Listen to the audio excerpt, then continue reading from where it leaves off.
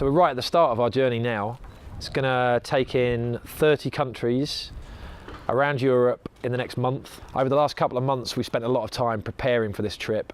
We've been poring over the maps, looking for the best routes, seeing where the ferries can help us out. We've managed to squish the 30 countries that we want to get to, the 28 EU countries and Turkey and Albania, which we have to cross to get through them, into 30 days. So we're going to attempt the whole thing in a month. We went to meet Charlie Boorman, the legendary adventurer who's done a number of epic road trips himself, and he's given us plenty of good advice. And that first 2 or 3 days will be a bit confusing, and you want to get something in the can and stuff, but after a few days you'll just get into the rhythm of travelling. We were lucky enough to be loaned a Mini Clubman for the trip, and we popped into Mini's showroom on Park Lane to collect it.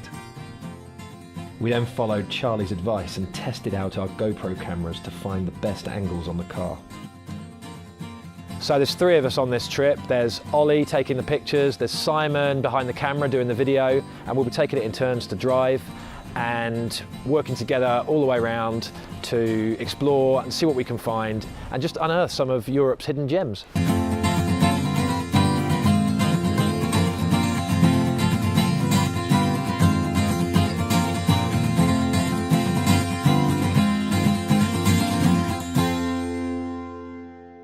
I can't believe it's the end of week 1. We've been to 7 countries. We started early on day 1 in Dover, crossed the channel to Calais, the traditional way. And then we went straight to Belgium, to Waterloo. Our first stop, I guess it was quite fitting, was at the crossroads of Europe, where obviously Napoleon met his match in 1815. After that, we went to Derbuy, which is in southern Belgium, Wallonia, down in the Ardennes.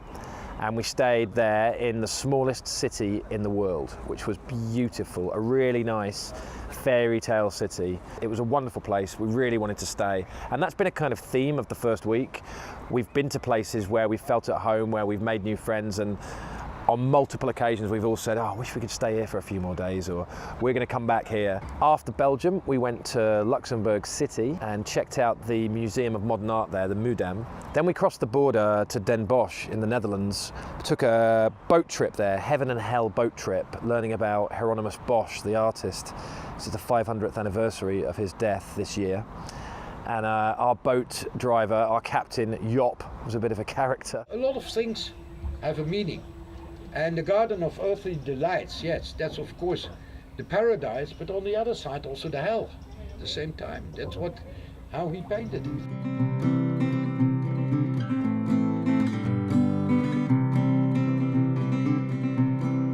The city has a vibrant social scene focused on its medieval core.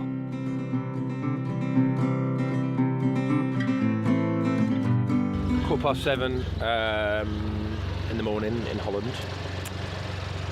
In Den Bosch. Where we going? And it's a bit of a rainy day. Hadn't had time to stop for breakfast, so we've got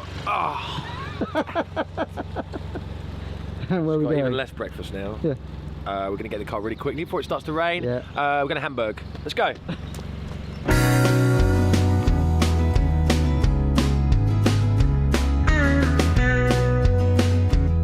We stopped here in Hamburg for a quick bite to eat at this amazing place, Stram Pauli, which is like a steampunk beach bar down on the river. You can see the tankers and the freight ships out behind us, but in here it feels a little bit like a little piece of Barbados in the middle of northern Germany. It's just a fly-in visit. Got to hit the road again now. We're heading up to northern Denmark today, to a place called Aarhus.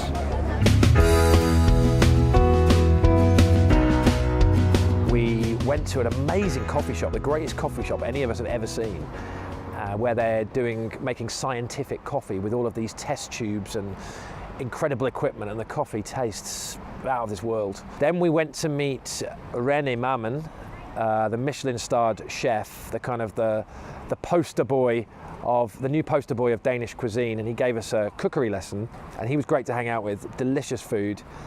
And then after that, we drove across the bridge, the Öresund Bridge, into Malmö, Sweden.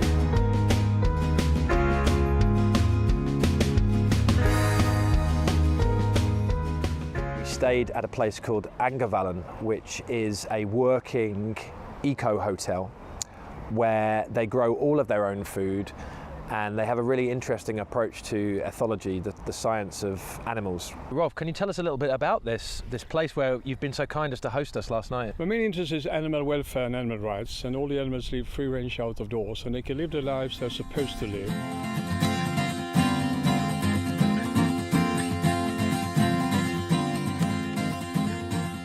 We went to meet Erica, who is a friend of a friend, and picked her up in the car and had a little drive around Stockholm. What do you really like about living in Stockholm? You like the water everywhere? The water is excellent. I love the water. You can actually go for a swim almost everywhere. Do you do that? Do you go Yes. swimming quite like before work or whatever? On lunch breaks. Yeah? Yeah. Wow.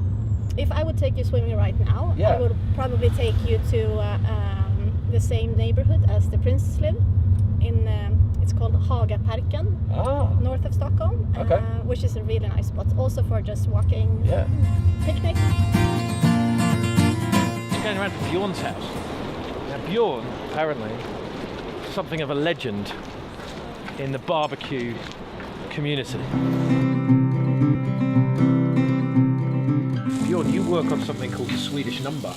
I do answer the telephone occasionally, yes. And this is a number that anyone in the world can call Yes. to speak to Sweden. Yes, and you never know who's calling, actually, so it's quite funny. Yeah. that- How do you answer the phone then? You just say hello. Hello, hey, hello. Sweden. No, hello, welcome to Sweden.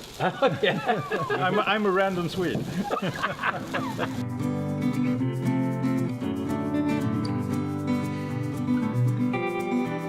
Basically, Stockholm was amazing, Sweden was amazing, and week one has been hectic and busy, but loads of fun.